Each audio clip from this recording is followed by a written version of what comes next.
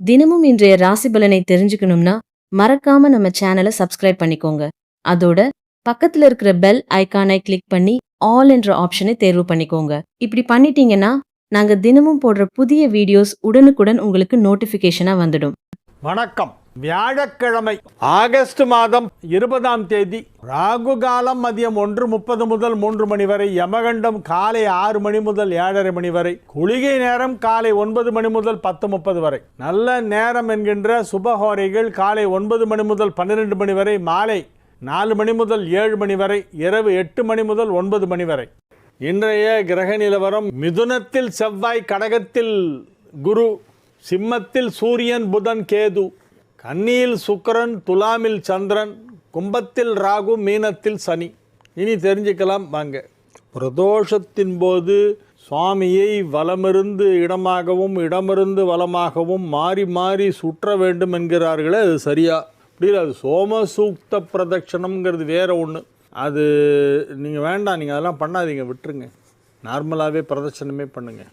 நான் எங்கள் வீட்டிற்கு அருகிலே உள்ள இடத்தில் காக்காய் அடிக்கடி நிறைய வரும், நிறைய காகம் வரும். அவற்றுக்கு நான் பிஸ்கெட் வைப்பேன்.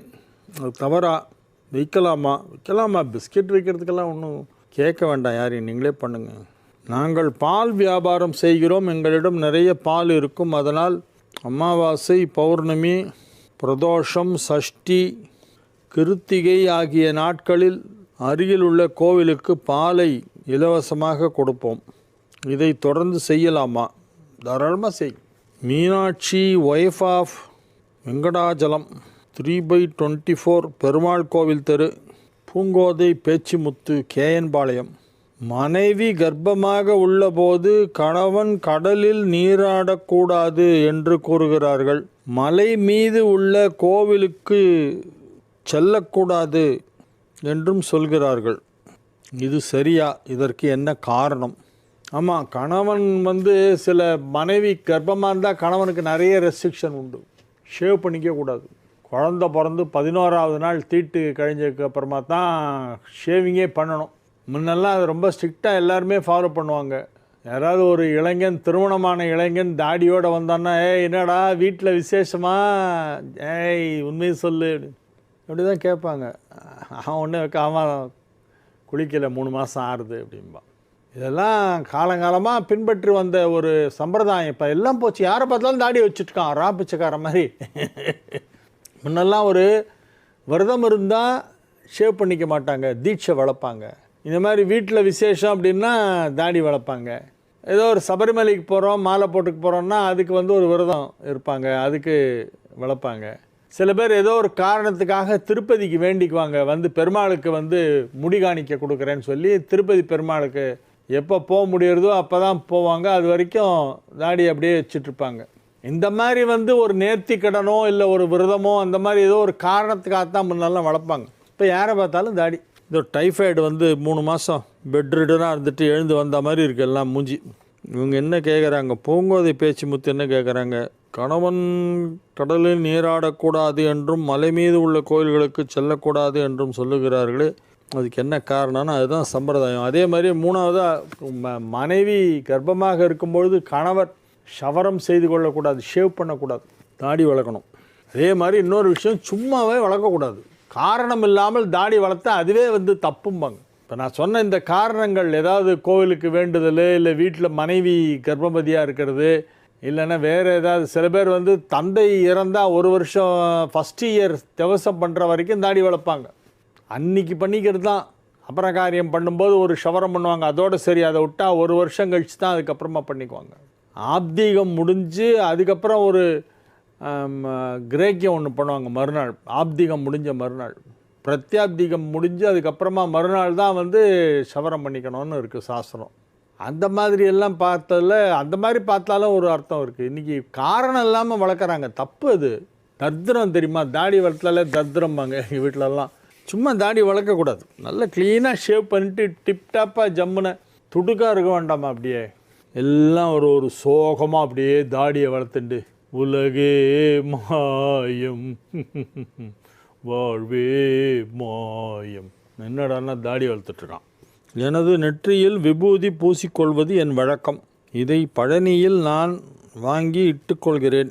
அந்த விபூதி ரசாயனம் கலந்து விற்பனை செய்கிறார்கள் என்று நெற்றி கருத்து போகிறது. ஆகையால் தாங்கள் எங்கு வாங்கி இட்டுக்கொள்கிறீர்கள் சொல்லுங்கள். ரசாயனம் கலக்காத விபூதி எங்கு கிடைக்கும்?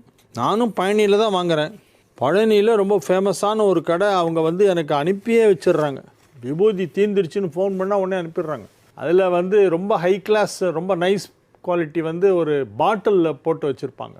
பாட்டிலில் போட்ட விபூதி, வெறும் கவரில் பேக்கெட்லலாம் இல்லை, பாட்டிலில் போட்டு மூடி இருக்கும் பழனியில். அங்கேருந்து நான் வாங்கிட்டு அதுதான் நான் இட்டுக்கிறேன். ரொம்ப வருஷமாக நான் அங்கேருந்து தான் வாங்கி இட்டுக்கிறேன். எனக்கு ஒன்றும் கருக்கலையே. 6 மணிக்கு மேல் நல்ல நேரம் உண்டா? ஏன் பார்ப்பதில்லை? பார்க்குறோம், ஈவினிங்க்கு கூட இது இருக்குது. ராத்திரி கூட ஹோரை பார்த்து தானே எதுவுமே பண்ணுவோம். யார் சொன்னால் சாயந்தரம் 6 மணிக்கு மேலே நல்ல டைம் இல்லைன்னு உங்களுக்கு? கேஎஸ் உமாபதியா சார், நீங்களா கேட்குறீங்க? அப்படி ஆச்சரியமாக இருக்கு. பிதிர்தோஷம் உண்மை என்றால் முன்னோர்கள் சபிப்பார்களா? கண்டிப்பாக சபிப்பார்கள். அவர்களுக்கு உரிய நேரத்திலே செய்ய வேண்டியவற்றை செய்யலைன்னா அவங்க சாபம் போடுவாங்க. சாபம் உண்டு. கரிநாளில் முகூர்த்தம் வைப்பது நல்லதா? எப்படி சார் வைப்பாங்க? வைக்க மாட்டாங்க சார், யாருமே வைக்க மாட்டாங்க. கரி நாட்கள் எல்லா வருடமும் அதே தேதியில் வருமா? ஒரே மாதத்தில் ஒரே நாளில் தான் வருமா? ஆமாம், மாறுபட்டு வருமா? வராது. இந்த தேதியில் இந்தந்த டேட்டெல்லாம் கரிநாள்லாம் வருஷம் அந்த டேட் கரிநாள் தான். டேட்டு தான், தமிழ் தேதி தான் கணக்கு அதுக்கு. ஜோதி உமாபதி கஸ்பா கஸ்பா ஆம்பூர் ஜோதி உமாபதி. அந்த கற்பக விநாயகர், பிள்ளையார்பட்டி கற்பக விநாயகர் ரொம்ப ஈடுபாடு. எப்படியும் வருஷத்துக்கு ஒரு தரமாக அங்கே வந்துடுவேன். அதே மாதிரி குன்றக்குடி முருகனையும் ரொம்ப எனக்கு, அவர்கிட்ட பக்தி எனக்கு ரொம்ப ஈடுபாடு. குன்றக்குடி முருகன் ஆக்சுவலாக எங்கள் மாமனாருடைய குலதெய்வம். மாமனார் ராமநாதபுரம் மாவட்டம், ராமேஸ்வரம். அவங்க குலதெய்வம் குன்றக்குடி முருகன் தான். அதனால் அவர் எங்கள் மாமனார் இருக்கும்போதே அது வருஷம் கூட்டு போவார் என் ஒய்ஃப் எல்லாம் இப்போவும். ஆனால் அந்த பழக்கம் நாங்கள் ஃபாலோ பண்ணிகிட்ருக்கோம். எங்கள் சைடு குலதெய்வம் போகிறது மட்டும் இல்லாமல் எங்கள் அப்பா வழி குலதெய்வம், அம்மா வழி குலதெய்வம், மாமனார் வழி குலதெய்வம், மூணுத்துக்குமே வருஷத்துக்கு ஒரு ட்ரிப் போயிட்டு வருவோம். அதனால் குன்னக்குடிக்கு வரும்போதெல்லாம் நான் கற்பக விநாயகரையும் இதில் பிள்ளையார்பட்டியில் அப்படியே தரிசனம் பண்ணிட்டு வருவேன். அந்த சைடு வரும்போது சொல்கிறேன், திரு சிதம்பரம் அவர்களே, காரைக்குடியில் நாம் சந்திப்போம். ராசி கட்டத்தில் மாந்தி கிரகத்தின் பலன் என்ன? அது கிரகம் இல்லை, அது உபகிரகம்னு சொல்லுவாங்க, துணை கிரகம், சப் பிளானட். மாந்தி கிரகத்தால் நன்மையா தீமையா? ரெண்டுமே பண்ணும். நன்மை செய்யும் கிரகத்தோடு போய் சேர்ந்தால் நன்மையை தடுத்துரும், தீமை செய்யும் கிரகத்தோடு போய் சேர்ந்துட்டா தீமையை தடுத்துரும். அப்போ நன்மை. அதனால் அது எங்கே சேருது, யாரை பார்க்குதுங்கிறது தான் இப்போ பிரச்சனை. மாந்தி இருப்பதால் நன்மையா தீமையா என்பதை கேட்கிறார் மிஸ்டர் விஜயகுமார். மாந்தி கூட இருக்கிற கிரகம் எதுவும் செய்ய விடாமல் தடுக்கும் சார், அதுதான், வேறு ஒன்றும் பண்ணாது. அது நமக்கு தீமை செய்யும் கிரகத்தோடு போய் சேர்ந்தால் நல்லது. ஏன்னா தீமையை தடுத்துரும், அது லாஸ்ட் மினிட்டில் தடுத்துருமோ. மற்ற கிரகங்கள் கொடுக்கும் பலனை தடுக்கத்தான் முடியும், அதுக்கு தனியாக பலன் கொடுக்குற சக்தி கிடையாது. மாந்திங்கிறது சனியுடைய குழந்தை. எங்கள் பூர்வீக ஊர் இருக்க ஹரிகேசநல்லூர், அங்கே இருக்கிற சிவன் கோயிலில் ஜேஷ்டாதேவி மடியில் மாந்தியை உட்கார வச்சுட்டு தெற்க பார்த்துருக்காங்க அந்த அம்மா. ஜேஷ்டா தேவிங்கிறது சனியின் தேவி, சனியுடைய தர்மபத்னி. அந்த ஜேஷ்டா தேவி மடியில் மாந்தி உட்காண்டிருக்கார், சின்ன குழந்தையாக உட்காண்டிருக்காரோ. மாந்திங்கிற குழந்தையை தன் மடியிலே உட்கார வைத்து கொண்டு ஜேஷ்டா தேவி அருள் புரிகிறார். இந்த காட்சியை நீங்கள் பார்க்க வேண்டுமானால் எங்கள் ஹரிகேசநல்லூருக்குத்தான் போக வேண்டும். ராசிக்கு உள்ளேயே சந்திரன் இருந்தால் என்னது மிளகு அல்லது மிளகுனால் ஆன உணவை சாப்பிட்டால் சதி ஆடுமா? சதியா? இந்த மாதிரி கேள்வி நான் கேள்விப்பட்டதே இல்லையா? அதிலும் நல்ல யார் கேட்குறா? நம்ம எம்ஜி ராம்குமார். எப்படி இப்படிலாம் கேட்குறீங்க நீங்கள்? மிளகுல கலந்த சாப்பாடை சாப்பிட்றதுக்கும் ராசியில் கிரகங்கள் இருக்கிறதுக்கும் என்னங்க சம்பந்தம்? மிளகு சாப்பிட்டா உடம்புக்கு நல்லது, சமையலில் கொஞ்சம் மிளகு சேர்த்துக்குவாங்க. மிளகு பொதுவாகவே உடம்புக்கு நல்லது தான் அது. பட் நீங்கள் சொல்கிற அந்த ஜோதிடத்துக்கும் மிளகுல சாப்பிட்றதுக்கும் ஒன்றும் சம்மந்தமே இல்லையே. அதாவது இப்போ புதுசாக நிறைய என்னெல்லாமோ கிளப்பி விட்றாங்க சார், அதெல்லாம் நம்பாதீங்க. எதெல்லாமோ விளக்கேற்றுறாங்க. ஒரு அம்மா நிறைய கையில் பையெல்லாம் எடுத்துகிட்டு நான் கோயிலுக்கு போகிறேன் விளக்கேற்றுறேன் அப்படிலாம் சொன்னாங்க. என்ன இப்போ இது பேசிகிட்டு இருந்தேன், நாங்கள் தெரிஞ்சவங்க பேசிகிட்டு இருந்தோம். அப்போ இதெல்லாம் பொட்டலம்லாம் நான் எடுத்துகிட்டு போகிறேன், இன்றைக்கி எல்லாம் போட்டு ஏற்றிட போகிறேன் அப்படின்னா. என்ன பொட்டலம் அப்படின்னா தான் அந்த ஒரு இது கடுகு, உளுத்தம் பருப்பு தாளித்து கொட்ட போகிறீங்களான்னு கேட்டேன். சிரிப்பு வந்துருச்சு அவங்களுக்கு. தாளித்து கொட்டுறதா? என்னங்க கோவிலில் விளக்கேற்றுறதுக்கு எதுக்குங்க அதெல்லாம் எடுத்துகிட்டு போகிறீங்க? இல்லை அதெல்லாம் போடணும்னு ஜோசியர் சொல்லியிருக்காரு அப்படின்னா. ஒன்றும் வேணாம், திரி விட்டு எண்ணெய் விட்டு திரி போட்டு விளக்கேற்றுங்க, அவ்வளோதான். விளக்கேற்றுறதுக்கு என்னெல்லாம் வேணும்? ஒரு அகல், திரி, எண்ணெய், கொளுத்தத்துக்கு தீப்பெட்டி. இது தவிர என்னத்துக்கு இதெல்லாம் எடுத்துகிட்டு போகிறீங்க? இல்லைங்க, அதில் உளுந்து போட்டு விளக்கேற்றினா ரொம்ப நல்லதுன்னு சொன்னாங்க. அக்கா உளுந்து பொட்டலம் கட்டி வச்சுருக்கேன் அப்படின்றாங்க. யார் இப்படியெல்லாம் கிளப்பி விட்டாங்கன்னு புரியல எனக்கு. சிரிப்பாக வருது எனக்கு. அதான் கிண்டல் பண்ண அந்த அம்மா அங்கே போய் தாளிச்சு கொட்டா போகிறீங்க கோயிலன்னு. Funny, it is very ridiculous. இப்படிலாம் எப்படி புதுசாக கற்பனை பண்ணி எதோ கிளப்பி விட்றாங்க? இப்படிலாம் ஒன்றுமே கிடையாது. சம்மனை கோயிலுக்கு போங்க, சாமி தரிசனம் பண்ணிட்டு ஏதாவது தெரிஞ்ச ஸ்லோகத்தை சொல்லி வேண்டிட்டு சுற்றிட்டு வாங்க. ஏன் அங்கே அந்த வத்திப்பெட்டியை தூக்கிட்டு எண்ணெயை தூக்கிட்டுலாம் அங்கே போயிட்டுருக்கீங்க? கோவிலுக்கு நீங்கள் விளக்கு போடணும்னு நினச்சா நீங்கள் ஒரு அரை கிலோவோ 1 கிலோவோ சக்திக்கு தகுந்த மாதிரி நல்லெண்ணெய் வாங்கி கொடுங்க. குருக்கள்கிட்ட கொடுத்து சுவாமி சன்னதியிலலாம் விளக்கு போகிறதுக்கு யூஸ் பண்ணிங்கன்னு சொல்லி எண்ணெயை கொடுங்க, அவங்க வாங்கி யூஸ் பண்ணுவாங்க. ஏன்னா தேவஸ்தானமெல்லாம் அறநிலையத்துறையெல்லாம் ரொம்ப ஒன்றும் எண்ணெய்க்கெல்லாம் செலவு பண்ணுறதில்ல எனக்கு தெரிஞ்சு. அவங்க கம்மியாக தான் ஸ்பெண்ட் பண்ணுவாங்க. அதனால் சேவார்த்திகளாகிய நாம், பக்தர்களாகிய நாம் தான் எண்ணெய் நன்கொடை செய்ய வேண்டும். நிறைய எண்ணெய் வாங்கி கொடுங்க கோயிலுக்கெல்லாம். வெறும் நல்லெண்ணெய் போகிறோம். நல்லெண்ணெய் தான் ரொம்ப வசதி விளக்கேற்றுறதுக்கு. நெய் தீபம் ஏற்றுறதை விட நல்லெண்ணெய் ஏற்றுறது இன்னும் சிறப்பு. திலதீப பிரியன்னு அவருக்கு பேர், சனீஸ்வரனுக்கு, சிவபெருமானுக்கெல்லாம் திலதீப பிரியன். திலதீபம்னா நல்லெண்ணெய் விளக்கு. உளுத்தம்பருப்பு, பயத்தம்பருப்பு, கடுகு, ஜீரகம் எல்லாம் எடுத்துகிட்டு போகிறாங்க. பாவம். திதி சூன்யம் என்றால் என்ன? அன்றைக்கி எந்த திதியும் முழுமையாக வேலை செய்யாது. அதாவது இப்போ ஒரு மாதத்தில் 2 சதுர்த்தி வருதுன்னா ஒரு சதுர்த்தியை திதி சூன்யன்னு போட்டிருப்பாங்க. அந்த ஒரு சதுர்த்தியை தான் நம்ம சிராத்த காரியத்துக்கெல்லாம் யூஸ் பண்ணிக்கணும், இன்னொன்று எடுத்துக்கூடாது அப்படின்னு அர்த்தம். அதன் பலன் என்னங்கிற பலன்லாம் ஒன்றும் கிடையாது. அது ஒன்றும் நம்ம திதி கொடுக்கறதுக்கு திதி பார்ப்போம் இல்லையா? நம்ம வீட்டில் முன்னோர்கள் இறந்த திதியை வச்சு தான் அவங்களுக்கு தேவசம் பண்ணோம். டேட் ஆஃப் பர்த் கிடையாது, திதி தான் தேவசம் பண்ணோம். அப்போ பார்க்கும்போது நமக்கு அந்த திதி என்றைக்கு வருதுன்னு பார்ப்போம். ஒரு சில மாதங்களில் 2 தரம் அதே திதி வந்ததுன்னா என்ன பண்ணுவான், ஒன்றை சூன்ய திதின்னு போட்டுருவாங்க. அதை நம்ம யூஸ் பண்ணக்கூடாது. எது திதி போட்டிருக்கோம் அதை யூஸ் பண்ணணும். சூன்யம்னா நில், ஜீரோன்னு அர்த்தம், வேறு ஒன்றும் இல்லை. அந்த வார்த்தையை கேட்டு பயந்துடாதீங்க சூன்யன்னு ஒன்று. சூன்யம்னா நத்திங்னு அர்த்தம். அன்றாட நிகழ்வுகளுக்கு திதி சூன்யம் பார்க்க வேண்டுமா? கிடையாது. 108 திவ்ய தேசத்தில் 76வது தலமாக கேரளாவின் 12ஆம் தலமான திருவட்டாறு ஆதிகேசவ பெருமாள் ஸ்தலம் உள்ளது. அஷ்டாங்க அஷ்டாஸ்தீர விமானம், தீர்த்தம் ராமதீர்த்தம், 22 அடி புஜங்க சயன கோலத்தில் மேற்கே காட்சியருள்கிறார் தாயார் மரகதவல்லி. பெருமாள் மார்பில் வாசம் செய்கிறார். யார் நமக்கு இது சொல்கிறா? அது பிஆர் கவிதை ராஜா, ஐயம்பேட்டை. மேஷ ராசிக்கு இன்றைய நாள் சந்திராஷ்டமம் இருக்கிறது முழுமையாக, இன்றும் நாளையும். ரொம்ப பேசாதீங்க. தேவையில்லாத வம்பு தும்பெல்லாம் சோஷியல் மீடியாவில் போயிட்டுருக்கோம். நீங்கள் அதுக்கு லைக் கொடுக்குறேன், எஸ் கொடுக்குறேன், நீங்கள் ஒன்றும் கொடுக்க வேண்டாம். பார்த்துட்டு பேசாமல் வெளியே வந்துருங்க. தேவையில்லாத வம்பு தும்பலெல்லாம் நீங்கள் போய் மூக்கம் நுழைக்காதீங்க. எக்ஸுக்கும் ஒய்க்கும் சண்டை, அதில் உங்களுக்கு என்ன வந்தது? அவங்க அடிச்சுக்கட்டும், பேசாமல் இருங்களேன். நீங்கள் யாருக்குமோ ஏதோ விரோதம், முன் விரோதம், அவங்க சண்டை போட்டுக்கிறாங்க. அதில் ஏதாவது உள்ள காரணம் இருக்கும், அதில் ஏதாவது பிரயோஜனம் இருக்கும், அவங்களுக்கு லாபம் இருக்கும், அதுக்காக போடுறாங்க. இல்லை யாராவது அவங்கள உசுப்பேற்றி விட்டு போட வைப்பாங்க, சண்டை போட வைப்பாங்க. நம்ம அதெல்லாம் பார்த்துட்டு பார்க்காத மாதிரி போகணும். அதுதான் புத்திசாலித்தனம். சில சண்டையெல்லாம் நடக்கும்போது நம்ம கண்ணு குருடு மாதிரி, காது செவிடு மாதிரி ஆக்ட் பண்ணணும். அப்புறமா யாராவது இப்படி நடந்ததே தெரியுமா அப்படின்னா, அப்படியா, இப்படி நடந்ததா, எனக்கு தெரியாதே அப்படிங்கணும். அதுதான் ஒரு புத்திசாலி செய்கின்ற செயல். இன்றைக்கி நீங்கள் அந்த மாதிரி தான் பிஹேவ் பண்ணணும். Don't interfere with others matter. Let anybody quarrel, let anybody fight. நீங்கள் வாயே திறக்காதீங்க, மூக்கே நுழைக்காதீங்க. அடுத்தவங்களுடைய சண்டையில் போய் நான் உங்களுக்கு மத்தியஸ்தம் பண்ணி வைக்கிறேன்னு போனீங்கன்னா கடைசியில் 2 பேரும் சேர்ந்து உங்களை அட்டாக் பண்ணுவாங்க. அதனால் நீங்கள் அமைதியாக இருக்க வேண்டிய நாள். ரிஷப ராசிக்கு இன்றைய நாள் மிக மிக மிக அற்புதமான நாள். ரிஷப ராசி அன்பர்களெல்லாம் இன்றைக்கி கையிலே பிடிக்க முடியாது, எங்கேயோ போய்டும் உங்கள் லெவல். பணம் சும்மா கொட்டும், அப்படியே மழையாக கொட்டும், பணமழை. மிகப்பெரிய செல்வத்தை உங்கள் வாழ்க்கையிலே நீங்கள் பார்க்க போகும் நேரம் இப்பொழுது வந்துவிட்டது. மிகப்பெரிய செல்வத்தை பார்க்க போகிறீர்கள்.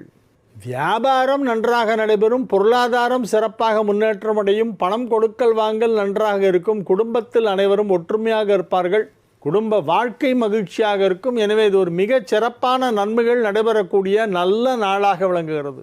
மிதுன ராசிக்கு இது மிக மிக அற்புதமான நாள்.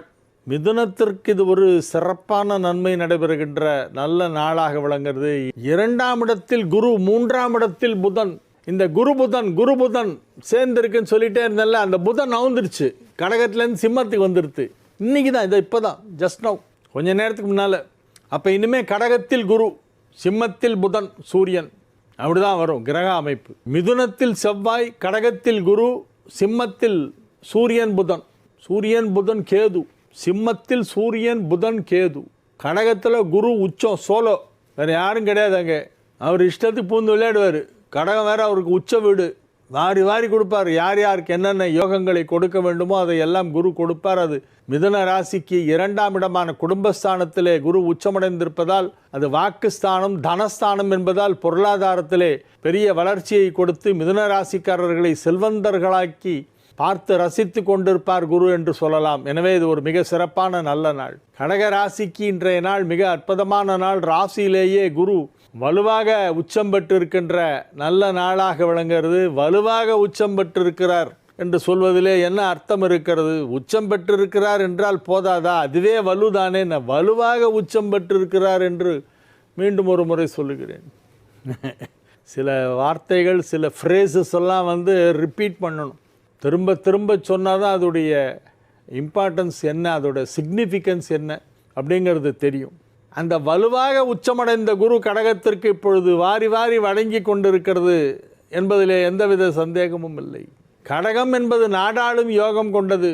இப்பொழுது நாடு ஆண்டு கொண்டு இருக்கிறது கடகம்தான். எனவே இந்த நேரத்திலே நன்மைகளை அதிக அளவிலே குரு செய்து கொண்டிருக்கிறது. எனவே கடகராசிக்காரர்கள் கொடுத்து வைத்தவர்கள். 2ஆம் இடத்திலே உள்ள சூரியன் புதன் சேர்க்கை மிகப்பெரிய நன்மையை செய்து கொண்டிருக்கிறது. 2ஆம் இடமான தனஸ்தானத்திற்கு அதிபதியான சூரியன் வலுவாக ஆட்சி பலம் பெற்று நன்மைகளை செய்து கொண்டிருக்கின்ற அற்புதமான நேரம் என்பதால் பொருளாதாரத்திலே பெரிய வளர்ச்சி ஏற்படும் என்பதில் எந்தவித மாற்றமும் இல்லை. சிம்ம ராசிக்கு இன்றைய நாள் நன்மைகள் நடைபெறுகின்ற நல்ல நாள். ராசி அதிபதி ராசியிலேயே ஆட்சி பலம் பெற்றிருக்கிறது. புதனும் உடன் வந்து சேர்ந்து விட்டது. 2/11 தனலாபாதிபதி புதனும் 2ஆம் இடத்திற்கு அதிபதியான அந்த புதன், தனஸ்தானாதிபதியாகிய புதன் இப்பொழுது ராசியிலேயே இருக்கிறது என்பது மற்றொரு சிறப்பு. ராசியிலேயே சூரியன் இருக்கிறது, ராசியிலேயே புதன் இருக்கிறது, ராசியிலேயே கேதுவும் இருக்கிறது. இந்த 3 கிரக சேர்க்கை இப்பொழுது சிம்மத்திலே அமைந்திருக்கிறது. எனவே சிம்மத்திற்கு இது ஒரு நல்ல நேரம். ராசி அதிபதி ஆட்சி பலம் பெறுகின்ற அற்புதமான நேரம். கூடவே புதனும் சேர்ந்திருப்பதால் இன்னும் அதிக நன்மைகள் நடைபெறும். 1ஆம் தேதி, ஆவணி 1ஆம் தேதி கடகத்தில் இருந்தார் புதன். 2ஆம் தேதி விடிகாலம்பரம் வந்துட்டார். எங்கே வந்திருக்கு? கடகத்திலேருந்து சிம்மத்திற்கு புதன் வந்திருக்கிறது. எனவே நன்மைகள் அதிக அளவிலே நடைபெறுகின்ற நல்ல நாளாக சிம்ம ராசிக்கின்ற நாள் விளங்கும். மிகப்பெரிய நன்மைகளை நீங்கள் அனுபவிக்க போகிறீர்கள். பெரிய நல்லதெல்லாம் உங்களுக்கு நடக்க போகுது. பல வருடங்களாக முயற்சி செய்து நடக்காத விஷயங்களெல்லாம் இப்போ முயற்சி பண்ணிங்கன்னா டக்குன்னு முடிஞ்சிடும். இந்த நல்ல நேரங்கிறத பற்றி நான் ஏன் ரொம்ப திரும்ப அதை வலியுறுத்தி சொல்லுகிறேன், அறுதிட்டு சொல்லுகிறேன் என்றால், அந்த நேரத்தில் ஏதாவது முயற்சி பண்ணிங்கன்னா நடந்துடும். அந்த மாதிரி நாட்களை எல்லாம் நீங்கள் சும்மா விட்டுறக்கூடாது. அன்றைக்கெல்லாம் வேஸ்ட் பண்ணாதீங்க. அந்த டே வேஸ்ட் பண்ணாதீங்க. ஐயோ இன்றைக்கி ரொம்ப நல்லா இருக்காமல் இன்றைக்கி எதாவது பண்ணால் நடந்துடும் அப்படின்னு சொல்லி அந்த ஒரு ஆர்வத்தோடு அதை செய்ய வேண்டும். அது உங்களுடைய சொந்த விஷயமாக இருக்கலாம், வியாபார விஷயமாக இருக்கலாம், அலுவலக பணியாக இருக்கலாம், எதுவாக இருந்தாலும் சரி. அதே போல் இன்றைய நாள் ஒரு நல்ல நாள், மிக சிறப்பான நாள், அற்புதமான நாள். கன்னிராசி அன்பர்கள் இன்று மிகுந்த மகிழ்ச்சியுடன் இருப்பார்கள். வெற்றிகரமாக தங்கள் பணிகளை செய்து முடிக்கக்கூடிய நல்ல நேரம். 11ஆம் இடத்திலே குரு உச்சம் என்பதால் கன்னிராசிக்கு மிகப்பெரிய நன்மை. 7 உச்சமடைந்ததால் திருமண தடை நீங்கும். 7 உச்சமடைந்து 11ஆம் இடமான லாபஸ்தானத்தில் இருப்பதால் கணவரால் நன்மை, மனைவியால் லாபம். மனைவியால் லாபம்னா என்ன லாபம்னா, கடத்தருக்கு கூட்டு போனால் ஒன்றுமே கேட்கலையாம். அப்போ பெரிய லாபம் இல்லை. கணவன் கடத்தருவுக்கு போகிறாரு, மார்க்கெட்டுக்கு போகிறாரு, ஒய்ஃபையும் கூட்டிகிட்டே போகிறாரு. அந்த அம்மா சும்மாவே வருது, ஒன்றுமே கேட்கல. அவருக்கு ஒரே ஆச்சரியம், என்ன நீ எதை பார்த்தாலும் கேட்பேன், முன்னெல்லாம் நகைக்கடை வாசலில் நின்றுடுவேன், புடவை கடையை பார்த்தா அப்படியே ஆணு வாயை பிளந்து நிற்பேன், இன்னும் ஒன்றுமே கேட்கல அப்படின்னு. கேட்டால் நீங்கள் வாங்கியா கொடுக்க போகிறீங்க? கேட்ட உடனே சந்தோஷமாக இன்றைக்கா சிரிச்சிட்டு வாங்கி கொடுத்துருக்கீங்களா? 1000 இது சொல்லுவீங்க. ஊன்னு என்னெல்லாமோ டைலாக்கெல்லாம் சொல்லிவிட்டு கடைசியில் இருந்தால் போனால் போகிறது போ அப்படின்னு சொல்லி வாங்கி கொடுப்பீங்க. அதெல்லாம் தேவையில்லை அப்படின்னு அந்த அம்மா வந்துடும். இன்றைய நாள் கன்னி ராசிக்கு மிகச் சிறப்பான நாள், மகிழ்ச்சியான நாள், வெற்றிகரமாக உங்கள் பணிகளை செய்து முடிக்கக்கூடிய நாள். துலா ராசி அன்பர்கள் இன்று மிகுந்த உற்சாகத்துடன் இருப்பார்கள். ராசியிலேயே சந்திரன் இருக்கிறது. காலையிலே சுவாதி 10-20 வரையிலே இருக்கிறது. அதன் பிறகு விசாக நட்சத்திரம். எனவே துலாமிலே சந்திரன், துலா சந்திரனுக்கும் குருவுக்கும் 4 வீடு இடைவெளி இருப்பதால் இந்த கேந்திரம் என்று எடுத்துக்கொள்ள வேண்டும். கேந்திரத்திலே குருச்சந்திர கேந்திரம் ஏற்பட்டிருப்பதால் அது கஜகேசரி யோகம். குருச்சந்திரால் கேந்திரத்தில் அமர்ந்தால் அது கஜகேசரி யோகம். எனவே இன்றைய நாள் நல்ல நாள், மிக மிக சிறப்பான நன்மைகள் நடைபெறக்கூடிய நல்ல நாளாக இந்த நாள் விளங்குகிறது. விருச்சிக ராசிக்கு இன்றைய தினம் மிகவும் அதிகமான நன்மைகள் நடைபெறும், செலவுகளும் அதிகமாக ஏற்படும். எதையோ ஒன்றை வாங்க போய் எதையோ ஒன்றை வாங்கி கொண்டு வருவீர்கள். குதிரலாடம் வாங்கலான்னு போயிட்டு கடைசியில் யானை கழுத்தில் கட்டுற மணியை வாங்கிட்டு வருவீங்க. ஒன்றுக்கொன்று சம்பந்தமே இல்லாமல் ஏதேனும் ஒன்றை செய்து கொண்டிருப்பீர்கள். செலவுகள் அதிகமாக இருக்கும். செலவுகளை கட்டுப்படுத்த வேண்டிய நாள் இன்றைய நாள். மகிழ்ச்சியான நல்ல நிகழ்ச்சியிலே கலந்து கொள்வீர்கள். வெளியே சென்றுவீர்கள், உணவருந்துவீர்கள். வெளியே சென்று உங்களுடைய உற்றார் உறவினர்கள், நண்பர்கள், குடும்பத்தார் ஆகியோரோடு சேர்ந்து சிரித்து பேசி மகிழ்ந்து வெளியிலே உணவருந்து விட்டு வருவீர்கள். விருந்து உண்ணல் என்பது இன்றைய தினத்திற்கான பலாபலன். தனுசு ராசிக்கு இன்றைய நாள் மகிழ்ச்சியான நாள், நன்மைகள் அதிக அளவிலே நடைபெறுகின்ற நல்ல நாள். வெற்றிகரமாக உங்கள் பணிகளை எல்லாம் செய்து முடிக்கக்கூடிய நாளாக இந்த நாள் இருக்கிறது. வெகு சிறப்பான நிலையிலே உங்கள் கிரக அமைப்பு ஏற்பட்டிருக்கிறது. எனவே அதிக நன்மைகள் நடைபெறும் என்பதிலே எந்தவித ஐயப்பாடும் எனக்கில்லை. 11ஆம் இடத்திலே சந்திரன் இருக்கிறது. அதுவும் ஓரளவு நன்மை செய்யும். பெரிதாக சந்திரன் நன்மை செய்யாது தனுசிற்கு, அட்டமாதிபதியவன். ஆனாலும் 11ஆம் இடத்திற்கு வரும்பொழுது அது நன்மை செய்து தான் ஆக வேண்டும் என்ற ஒரு நிர்பந்தம் இருப்பதால் நன்மை செய்துவிடும். எனவே இன்றைய நாள் நல்ல நாள், மகிழ்ச்சியான நாள். வெற்றிகரமாக உங்கள் வேலைகளை செய்து முடிப்பீர்கள். அலுவலக பணிகளை அழகாக செய்வீர்கள். இல்லப்பணிகளை இனிதே நிறைவேற்றுவீர்கள். எனவே இது ஒரு நல்ல நாளாக விளங்குகிறது. மகர ராசிக்கு இன்றைய நாள் மிக மிக சிறப்பான நன்மைகள் நடைபெறுகின்ற நல்ல நாளாக விளங்குகிறது. 7ஆம் இடத்திலே குரு உச்சம் பெற்று ராசியை பார்த்து கொண்டிருக்கிறது. 8ஆம் இடத்திலே சூரியன் புதன் வந்துவிட்டது. 7ஆம் இடத்துல குரு மட்டும்தான் இருக்குது. குரு பார்க்குது, உங்களுடைய ராசியை குரு பார்க்கிறது. எனவே இது ஒரு நல்ல நாள், மகிழ்ச்சியான நாள், வெற்றிகரமான நாள். மிக மிக சிறப்பாக உங்கள் தொழிலை செய்வீர்கள். தொழிலில் வரவேண்டிய லாபம் அதிகமாக வரும். நல்ல வருமானம் வரக்கூடிய நாளாக இந்த நாள் விளங்குகிறது. கும்ப ராசிக்கு இன்றைய நாள் மிக மிக அற்புதமான நல்ல நாளாக விளங்குகிறது. குடும்பத்தில் அனைவரும் ஒற்றுமையாக இருப்பார்கள். குடும்பத்தில் யாருக்காவது இப்பொழுது திருமணம் நிச்சயதார்த்தம் நடைபெறும். கல்யாண நிச்சயதார்த்தம், கல்யாணம் இப்போ வரப்போகுது, கிட்ட வந்துடுச்சு. உங்கள் வீட்டில் கல்யாணம், வீட்டு வாசலில் வாழை மரம், தோரணம், முகப்பெல்லாம் கட்டி இப்பொழுது தடபுடலாக அலங்கரிக்கப்படும். நன்மை நடைபெறுகின்ற நல்ல நேரம், நல்ல நாள், நல்ல நாள். மீனராசி அன்பர்கள் இன்று மிகுந்த மகிழ்ச்சியுடன் இருப்பார்கள். பணத்தை விட புகழ் ஜாஸ்தி கிடைக்கும். இன்னைக்கு உங்களை எல்லாரும் புகழ்வார்கள், பாராட்டுவார்கள். இவ்வளவு திறமைகளா, இவரிடத்தில் இவ்வளவு திறமை இருக்கிறதா என்று அனைவரும் வியந்து பாராட்டுவார்கள். உங்களுடைய பர்ஃபார்மன்ஸை பார்த்து அசந்து போயிடுவாங்க எல்லாரும். உங்களுடைய அலுவலகத்திலே உங்களுக்கு மிகப்பெரிய மரியாதை கிடைக்கும், கௌரவம் கிடைக்கும். You will command respect in the society. சமூக அந்தஸ்து வெகு சிறப்பாக இருக்கும். மகிழ்ச்சியான நல்ல நாள். மனதிலே ஒரு தெளிவு ஏற்படும், அமைதி ஏற்படும். ஏதோ ஒரு விஷயத்தை நினச்சி நீங்கள் திரும்ப திரும்ப குழம்பிட்டு இருப்பீங்க. இப்போ அந்த குழப்பத்துக்கெல்லாம் இடமே இல்லை. அதெல்லாம் நல்லபடியாக முடிஞ்சு போச்சு. எனவே நிம்மதியான சந்தோஷமான நாளாக இந்த நாள் விளங்கும். வாழிய செந்தமிழ், வாழ்க நற்றமிழர், வாழிய பாரத மணித்திருநாடு. வந்தே மாதரம், வந்தே மாதரம், வந்தே மாதரம். மீண்டும் நாளைய நிகழ்ச்சியிலே உங்களை சந்திக்கும் வரை உங்களிடமிருந்து விடைபெற்றுக் கொள்வது உங்கள் வழிகாட்டி ஜோதிடர் கலைமாமணி அரிகேசன் நல்லூர் வெங்கட்ராமன்.